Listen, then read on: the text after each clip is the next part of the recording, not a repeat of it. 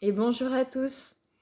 Alors, je vous fais cette petite vidéo pour la poster sur Facebook. Je ferai un live sur Instagram pour vous partager du coup mon expérience par rapport à la communication que j'ai faite avec un enfant de 3 ans. Alors déjà, comment est-ce que je suis arrivée à être dans cette situation? Donc je pratique régulièrement la communication animale, c'est mon métier, c'est ce que je fais tous les jours. Et c'est vrai que je ne sais pas exactement comment ça marche. Il y a des indices, hein, j'en parle un peu lors de mes formations. J'ai un peu des indices sur le fait qu'on utilise une partie de notre cerveau qu'on n'utilise pas habituellement, qu'il y a une question de réceptivité, d'onde cérébrale. Enfin bon, enfin, il y a des petits indices sur le comment ça fonctionne, mais c'est vrai que je ne connais pas exactement tout l'entièreté du processus. Donc, c'est-à-dire que je ne sais pas si je communique directement avec l'animal en question ou si je vais chercher des informations dans son champ d'information qu'il y a autour de nous, en nous, voilà. J'ai fini par conclure par rapport à ce sujet-là que forcément il y a une partie de moi qui est en échange avec l'animal parce qu'il y a des, comment dire, des changements de comportement après une communication. Donc c'est pas juste moi qui est allé chercher des informations qui sont dans le champ d'information de l'animal, mais aussi bien qu'il y ait eu un échange et de la compréhension de la part de l'animal puisque on peut constater derrière une évolution de son comportement. Donc, première constatation. Donc j'échange avec des personnes autour de moi, et puis voilà, donc une personne qui me dit est-ce que tu pourrais faire quelque chose par rapport à mon petit garçon. Il a associé la mort. Alors en fait, son grand-père venait de mourir, enfin, est mort récemment, on va dire, il y a quelques mois. Et son petit garçon a fait le rapprochement entre grandir, la mort et le retrait des couches. Donc là, c'est-à-dire que pour lui, il ne voulait pas passer au pot parce que justement, il veut pas grandir et il était allé vraiment loin dans son raisonnement. Pourtant, il est jeune, hein, mais loin dans son raisonnement en se disant, mais du coup, qu'est-ce qui va se passer si papa et maman meurent? Et vraiment tout un questionnement à ce sujet-là. Donc, personnellement, je ne sais pas ce que je suis capable ou non de faire avant de l'avoir expérimenté. Donc, si ça se trouve, je pouvais faire quelque chose. Si ça se trouve, je ne pouvais pas. Et donc, sans faire de promesses, hein, j'ai essayé. Donc, j'ai pratiqué comme je pratiquerais avec un animal. C'est-à-dire, je me suis connectée à l'enfant comme s'il était un petit chat, un petit chien, un cheval, voilà. Et je suis allée lui demander qu'est-ce qui se passait pour lui, qu'est-ce qu'il ressentait vis-à-vis de la mort, vis-à-vis du retrait des couches, etc. Bon, j'ai eu un discours assez similaire de ce que m'avait raconté la maman. Donc là, on peut se dire, est-ce que c'est le mental, est-ce que ça ne l'est pas? Bon, c'est pas grave, je continue.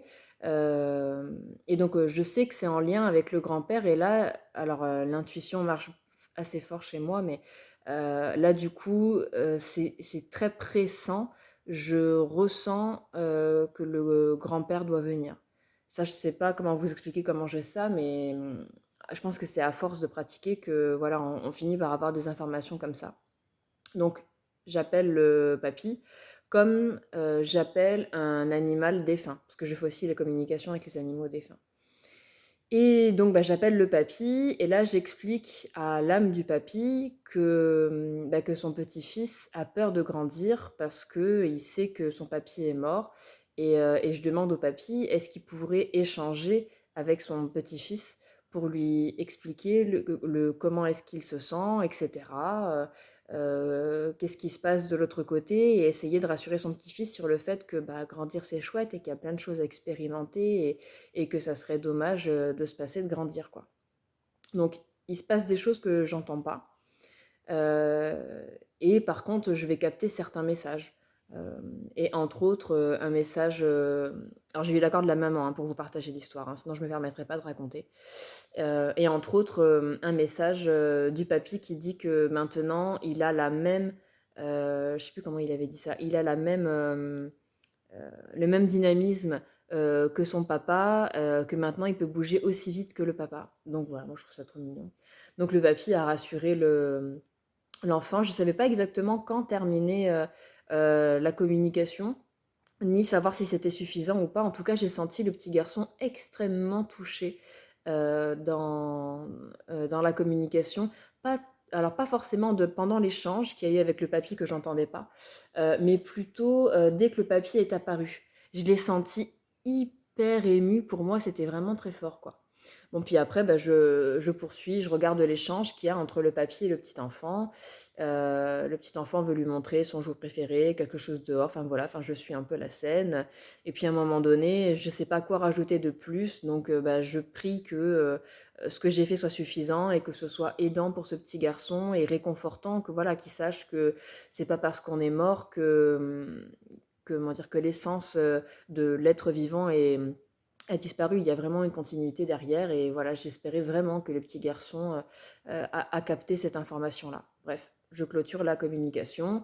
J'envoie, donc je remercie le papy, je remercie l'enfant, enfin voilà, je ferme la communication comme j'ai l'habitude de faire et je vais, bah, du coup, je donne les notes à la maman et je lui dis: «Écoute, je sais pas, ce qui va en être, pour dire que ça a fonctionné ou non. On verra surtout, le retour de enfin dans la matière, dans le concret quoi. Est-ce que l'enfant du coup va pouvoir, aller au pot?» Enfin voilà. Et ce qui a été assez fort, c'est que je crois que c'est sous une semaine, le petit garçon a dit, à sa mamie alors c'était son arrière-grand-père, en fait. C'est pas, on l'appelait papy, mais réellement, c'était son arrière-grand-père. Donc, il a dit à sa mamie, là, c'est sa vraie mamie, que il avait vu son papy et que maintenant, c'était bon, quoi. Il savait qu'il pouvait grandir. Et l'information, elle est sortie comme ça, quoi. On n'a pas parlé de la communication à l'enfant. Et on n'a pas abordé le sujet particulièrement du papy, c'est lui qui a sorti ça comme ça, donc c'était très surprenant parce que ça correspondait à la communication faite, bah, voilà, que j'avais faite entre le papy et lui. Donc voilà. Sur ce, on commande un pot, le petit garçon choisit, et déjà, c'est vrai qu'il y a quelque chose qui ressort, c'est qu'il parle plus de la mort comme il le faisait euh, précédemment à ses parents. Il n'a pas le même rapport à la mort, en tout cas, il n'en parle pas comme précédemment. Bon. Et le pot arrive, et ça y est, maintenant il est propre. Et il a pu retenir le discours de je veux pas grandir, je veux pas mourir. Et il a pu reparler du discours de la mort à ses parents. Et alors, est-ce que c'est une grosse coïncidence ou est-ce que vraiment il s'est passé quelque chose? Chacun peut juger, hein, enfin, avoir son opinion sur voilà, ce qu'il en pense de ce qui s'est passé. Moi, en tout cas, je trouve ça merveilleux et je suis persuadée de l'impact que ça a eu sur le petit garçon au vu du changement de son comportement. Voilà. Bon, ben, je vous ai fait mon partage. N'hésitez pas si vous avez des questions, j'y répondrai volontiers. Je vous fais à tous de gros bisous. Je vous souhaite une très très très très belle semaine. J'espère que vous avez bon temps, beau temps et que vous avez une très bonne santé. Allez, je vous dis à très vite.